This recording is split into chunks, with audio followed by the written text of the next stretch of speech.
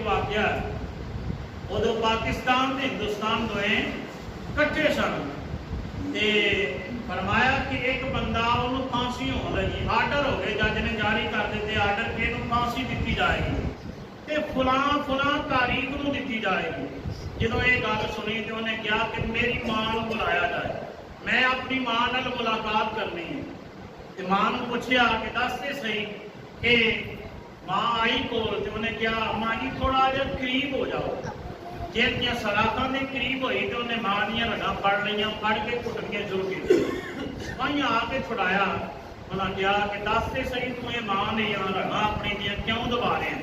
उन्हें कहा कि अज इस जगह पे मैनू पहुंचाने वाली मेरी मां ही है, इस जगह पे मैनू पहुंचाने वाली मेरी मां ही है, और कोई नहीं।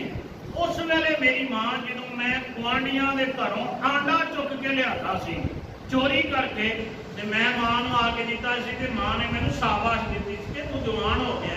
ये नहीं आख्या कि तू क्यों ये काम किया है, ते जितों लैके आया उत्थे छड्ड के भी आ। ये गल मां ने मैनू कोई नहीं आखी। तो उस तो बाद मैं अगे बढ़ता रहा, फिर मैं कतल भी किए, जिसकी वजह तो अज मैनू फांसी के आर्डर होए ने। ये सारे काम के पिछे मेरी इस मां का ही हथ है। पता चलिया कि जे मावां चंगियां होण, तरबियत करने वालियां ते पुत्तर गौसल आदम